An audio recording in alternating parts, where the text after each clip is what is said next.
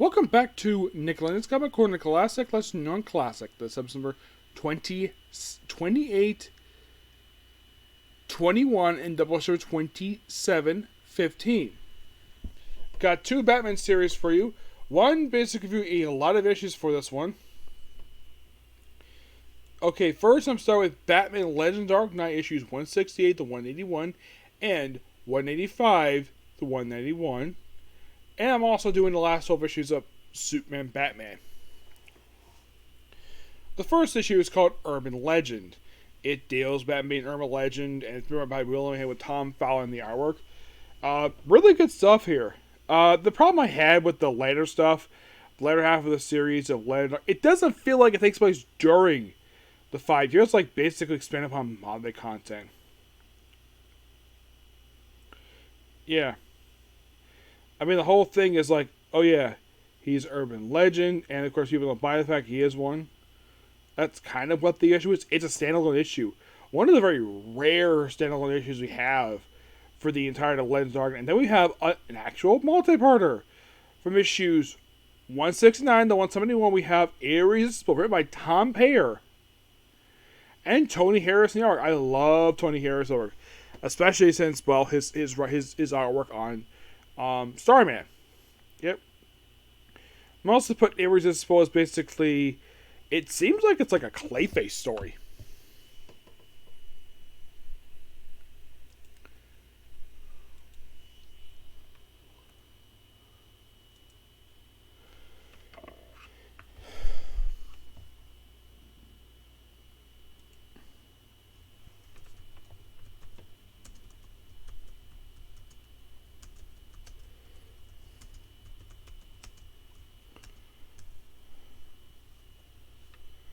Yeah, it seems like, based on the way the guy's face, it seems like a Clayface story.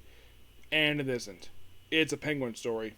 We debut this new character we call Frank Sharp. And he's only here for this multi-parter. He's basically gone by the end of it. Yep, Tony Harris also has an inking for this one. It's a minor type of story, per se. I mean, aside from the fact it features the Penguin, it's nothing really, and of course I have Tony Harris artwork. There's nothing really noteworthy about this storyline. And basically, we have from 172 to I think it's like...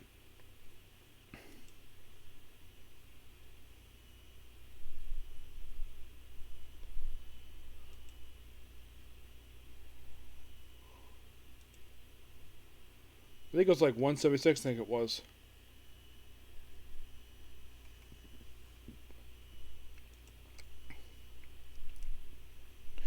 Well, the whole story is called Testament. It's this multi-issue story arc that starts with 172, wraps up with 175. A very interesting story arc, this one. And then basically 177 is a multi-part guest starring Catwoman. Yeah, it is. Well, I think it's like a 3-parter, where it's mostly put just Batman versus a triad. Yes, a group of Chinese criminals. For a handful of issues. It's like a quick 2-parter. We have Full Circle, where it's basically, deals with the triad still. And then we have The Secret City. Really interesting one. This basically feels like it should belong on a Birds of Prey trade. Because it focuses on Oracle. Like it's like a virtual reality type of story. Like at one point you have the Joker show up, and even Barbara becoming Batgirl in the story arc. It's like a quick 2-parter, and it's written by Darren Hakarix and Norman Bush on the artwork. The best thing about this story is the artwork. I loved it. I thought it was really, really good. Next up we have is Riddle Me That. And this is a 5-parter that starts with issue 185, and it doesn't wrap up to 189. It's a 5-parter by Sean McCarthy, arc by Tommy Kazuko, and of course, well, you can tell this is not one of the early years because it features frickin' Atkins as the commissioner. You know, the guy who replaced Jim Gordon as the commissioner of the Gotham City Police Department, who got relieved of his duties thanks to Infinite Crisis. Yeah, and it was rumor became corrupt. They don't really go into how the heck got removed. It just, yeah, but I do like the story with the Riddler. It's interesting. It doesn't feel like the Riddler, but it is a Riddler story arc. And then we have Cold Snap, which is a story featuring Mr. Freeze. Which, okay, interesting. I do like this whole idea of Mr. Freeze story in this book. But this was reprinted with Batman Arc Mr. Freeze, which I have kind of discussed already. But, yeah. And with this book here, I pretty much have reviewed, like with this review here, I have now reviewed the first 196 issues, which means the next time I go with this series, I'll be done with this one. I've done this one for a little while now, and be finally done. Nothing all that bad per se related to these issues. It's just that I would say probably the best issues of this bunch is probably the Mr. Freeze stuff, the Riddler. I like those. I like Secret City was interesting. I like the artwork for that one. It's more like these issues. It's more like the artwork is more interesting than the actual story. Seems like, anyways. The Rough Justice Group was an interesting idea. It's only one of 2 5-part story arcs in the entire set of these issues. Everything else is like 2-parters or at least like a standalone issue. But I'm going to give these issues roughly a 9 out of 10. Next up we have is, well, Superman Batman. Where I'm discussing here the final 12 issues of this series. So 176 is written by Joe Winnick. The whole thing with this issue is basically Superman giving the body of Bruce Wayne to Dick Grayson. And here's kind of the weird thing.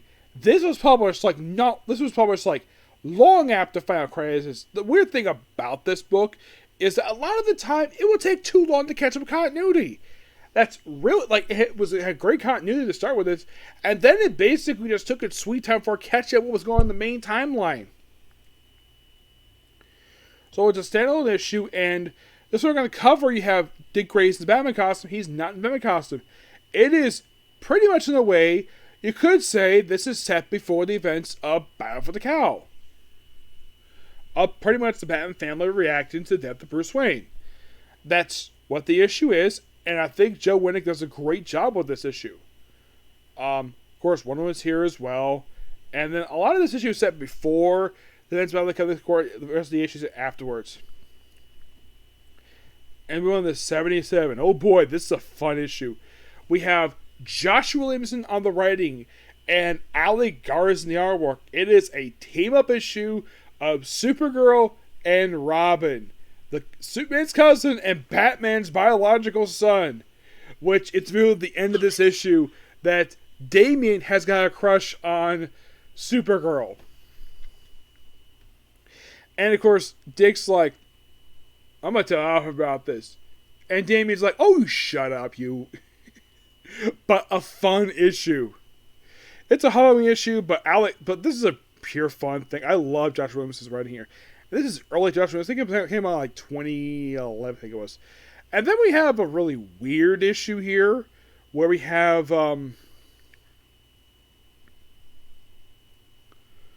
where features the Trinity. It seems like a lot of this issue is set seems like referencing a lot of previous continuity with this one. It's like, who would win? That's the name of the issue, written by Joe Kelly and Jack Kelly. Interesting. I wonder if Jack Kelly must be Joe Kelly's brother. And Ed Baines, the artwork. That's literally what this is. And then we have a backup feature. Yes, a backup feature of Power Girl and the Huntress. Written by Amanda Murray and art by Brett Booth. Which I love the way that Huntress is drawn here, where here's a good where Brad Booth in some shots of Helena Bartelli gives her a 6-pack. I don't have a problem with that at all. I have no problem with a woman having a 6-pack in a comic book. Oh yeah, and here's Power Girl with a 6-pack. Yeah. It's like the best way it's a weird issue story. It's like the best thing about this issue is this backup features. Oh, let's show how much basically how ripped these two women are. Aside from the fact these two women are very, very beautiful, the way Britt Boopjaw's Power Girl is weird. He gives her a very triangle-like face. Not sure why.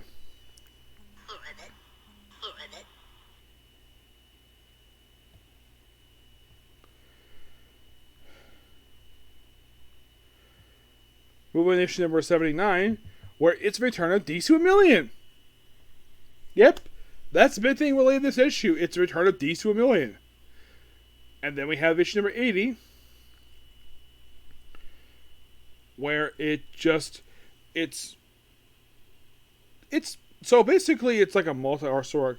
Yeah, it's like continuing the whole Return DC 1,000,000.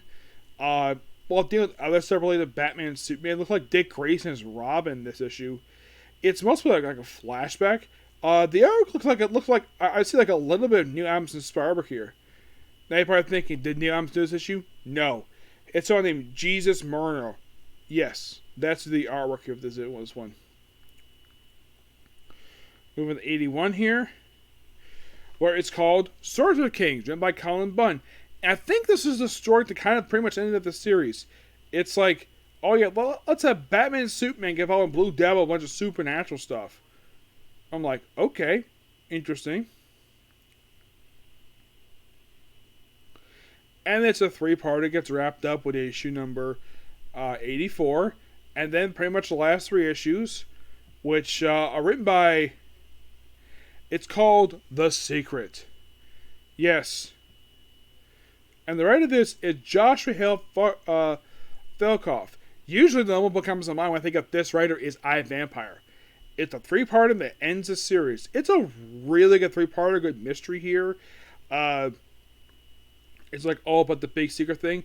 But that's pretty much what this storyline is. It's just unveiling a secret and good artwork. But one thing that I think a lot of people can agree, this shot of Batman's face is not good.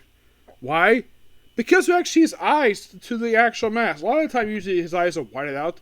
But I do not... That's one thing that I think anybody who reads this story can probably say, ugh, that's not a good idea to do. Show his like actual eyes to be whited out. Yep. But then moving on to the last thing we actually discuss here before I close this video out. The final annual for Super Batman. And it's part of the whole Reign of Doomsday stuff written by by James Robinson. Where on the Justice League's Watchtower, aka the Satellite 2, where you have, this is kind of set during the event Justice League, where we have the alien Starman with St. Walker, and then Cyborg Superman shows up. Yes, Cyborg Superman, and he's here fighting freaking Doomsday. I think this is set just after Justice League 55. That's pretty much when this issue picks up. Yeah, and also Supergirl is wearing a black costume because for some reason James Robinson brought back Dark Supergirl in basically his run. Also, now I don't have a problem with the design of the costume. I have no problem with her shoulder midriff. The only writer I have ever met who has written Supergirl who does not like the midriff is Tony Bedard. If you're going to ask me why he doesn't like the midriff, ask him. Because I have no freaking idea why. He said he didn't like it, so he told me. I haven't seen it until now, but I love his writing here. I love his writing for his books he does. Then we have Red Robin. It's Dr. Midnight. Yes. He shows up here. It's mostly about Doomsday, and of course you have this really awesome site here where Doomsday takes control of the satellite. Yeah, and the whole thing with this issue is like, he gets Cyborg Superman. There's a flashback of Bane, which, yeah, you can think of this as probably the only comic to feature both Bane and Doomsday. Oh, in case you're curious though, Bane has never met Doomsday. Not either pre or post Flash. I've never read a comic where it features these two. I have read a comic where you have Ra's al Ghul meeting Vandal Savage. Anybody thinking, did it have pre-Flashpoint? It did. And Batman the Outsider's flying to Chuck Dixon. They would not see each other again until, I think it was like, the Immortal Man book. But yeah, it's a really fun annual, and of course it continues over in Superboy and Pacific, which I've reviewed already. But that's the issues in a nutshell for Superman Batman. final thoughts on this series. Yep, we're officially done with this book. And here's a weird fun fact that when it comes to this book. This is the last book for the Batman line of books that started in the 2000s I had left to go. Because everything else is done. Batgirl is done. Actually, there's one more book left. It's actually one book left to go. That's been Robin. I would say that yes, but it started like 2009. It lasted for a couple years. I'm going to count that. But this is one of the last ones they have. Because most everything else that started in the 2000s, I pretty much have gotten done for Batman. Not all the books per se, but excuse me. Anybody who read DC Comics books from the first half decade, something is not that good. Some is good, but some is not that good. I would say the book that hurt the most during this time period was probably Batman and Superman comics. Everything else was, from what I've read, pretty much fine. Yeah, everything moved pretty much smoothly, no problem. Nothing was overall really bad per se. It's just that the Batman line books did suffer, but by the middle and the latter half of decade, the books improved to where it's like top level books. DC had their act when it comes to these two franchises, because it seems like between Infinite Crisis and Flashpoint, DC had their head together when it comes to stories.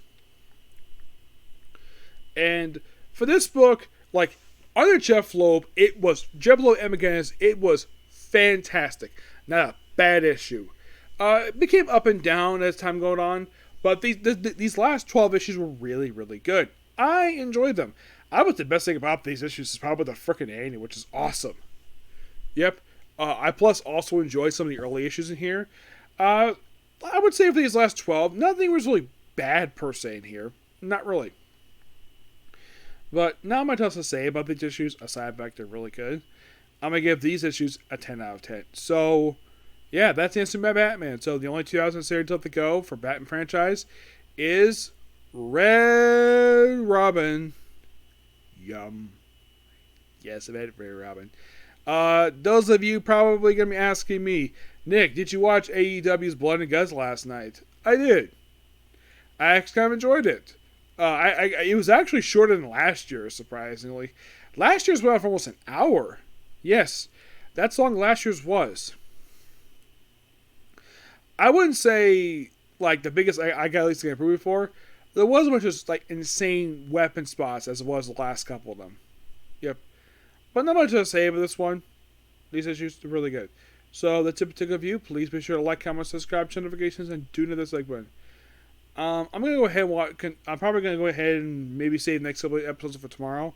And I'm probably going to read some soup because I'm probably going to have dinner very soon. Okay? Next video. Bye.